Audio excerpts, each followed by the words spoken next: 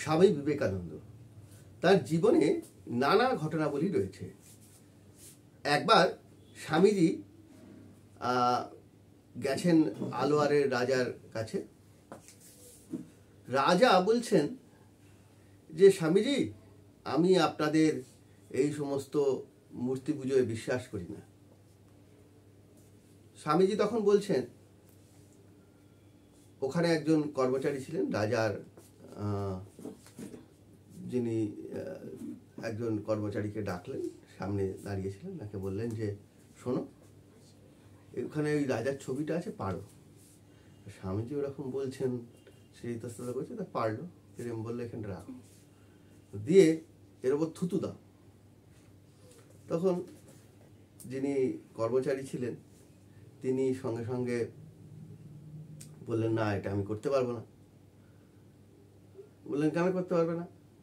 এটা তো একটা ফটো, এটা তো আর রাজা নয়, তো কাগজ কালি এই দিয়ে তৈরি ছবি, এখানে থুতু দিতে কি অসুবিধা আছে? পা দিয়ে মারাতেও পারো। তখন লোকটি তো কিছুতেই করবে না, এবং ওখানে রাজকর্মচারী যারা যারা ছিল কেউ করবে না। রাজাও খুব ইতস্তত হয়েছে। এবার রাজার দিকে চেয়ে স্বামীজি তখন বলছেন যে দেখুন মহারাজ, এখানে আপনার যে বিশ্বস্ত কর্মচারী, উনি খুব ভালো মানুষ, আপনাকে ভালোবাসেন, শ্রদ্ধা করেন, উনি কিছুতেই আপনার ছবিতে থুতু দিলেন না বা পা দিয়ে মারালেন না বা কিছু করলেন না, কারণ এতে আপনার প্রতি অশ্রদ্ধা প্রদর্শন হবে। এই যে ছবি, এটা তো শুধুমাত্র আপনার, এটা তো কোনো আপনি নন, এই ছবিটা তো আপনি নন, এটা তো কাগজ কলম। তাহলে এটা কেন করলো না? তার কারণ হচ্ছে যে ও মনে করছে যে এর মধ্যেই আপনি আছেন, অর্থাৎ এই ছবির মধ্যে ও কিন্তু আপনাকে খুঁজে পাচ্ছে। এই ছবিকে কিছুতেই ও অসম্মান করবে না। আমাদের দেশের যে কোনো প্রতীক, যে কোনো কিছু ছবি, এগুলোকে আমরা শ্রদ্ধা করি।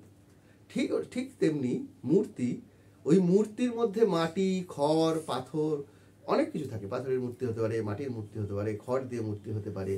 সেগুলোর মধ্যে মানুষের কিন্তু সেগুলোকে কেউ পুজো করছে না, সেগুলোকেও কেউ শ্রদ্ধা প্রদর্শন করছে না। শ্রদ্ধা প্রদর্শন করছে একমাত্র তাকেই যে শ্রদ্ধা প্রদর্শন করে, যার বিশ্বাস আছে ঈশ্বরের প্রতি, যার শ্রদ্ধা তিনি প্রদর্শন করছেন সেই ঈশ্বরের প্রতি, অর্থাৎ সেটাকে কল্পনা করে দিচ্ছেন যে তার মধ্যে তিনি আছেন, এই ভেবে তিনি ওইটাকে দেখালেন। রাজা তখন খুব কনভিন্স হলেন স্বামীজির প্রতি, সত্যি এভাবে তো ভেবে দেখিনি। এখন এই ব্যাপারটা দিয়ে যে ব্যাপারটা বলার, যে বিষয়টা বলার, সেটা হচ্ছে যে ঈশ্বরে বিশ্বাস কারোর থাকতে পারে, কারোর নাও থাকতে পারে, সেটা অন্য প্রসঙ্গ।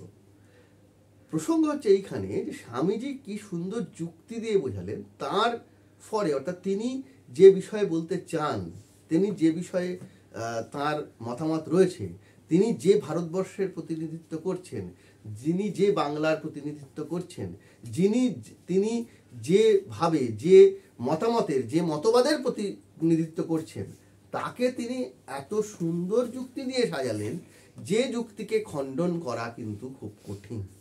এখানে হচ্ছে স্বামীজির যুক্তির বুনন, এবং তিনি সুন্দরভাবে যুক্তিগুলো বুনতে পারতেন, যুক্তিগুলো তৈরি করতে পারতেন। এবং এখানে নানা সময় নানা জায়গায় স্বামীজি নানা রকমভাবে কাজ করেছেন। চিকাগো বক্তৃতা দেওয়ার আগেও স্বামীজি কিন্তু অনেক জায়গায় বক্তৃতা দিয়েছেন। এবং স্বামী বিবেকানন্দ বিজ্ঞান ভাবনা নিয়ে খুব বিজ্ঞানের প্রচুর বই পড়াশোনা করতেন। তিনি সেই সময়কার বিজ্ঞানের যে সমস্ত লেখা সেগুলো পড়তেন, এবং সেগুলো নিয়েও তিনি নানা রকমভাবে ভাবতেন, এবং বারবার বলতেন যে ভারতবর্ষের ক্ষেত্রে যে এই কুসংস্কার, ভারতবর্ষের যে কুসংস্কার রয়েছে, এই কুসংস্কার যতদিন না দূর হবে, যতদিন না মানুষ এই অন্ধবিশ্বাসকে দূর করে সরিয়ে রাখবে, ততদিন পর্যন্ত কিন্তু কিচ্ছু হবে না। কারণ তিনি নিজেই বলতেন যে পুরাতন ধর্ম মনে করিত যে ঈশ্বরে বিশ্বাস করে না সেই নাস্তিক, নতুন ধর্ম বলছে যে নিজেকে বিশ্বাস করে না সেই নাস্তিক। অর্থাৎ নিজের প্রতি আস্থা, নিজের প্রতি বিশ্বাস, এটাই ছিল স্বামীজির কিন্তু মূল উদ্দেশ্য। এবং তিনি চাইতেন যে নিজের প্রতি কোনো মানুষ যেন বিশ্বাস করতে পারে, অর্থাৎ আত্মবিশ্বাস হচ্ছে স্বামীজির দেখানো পথ।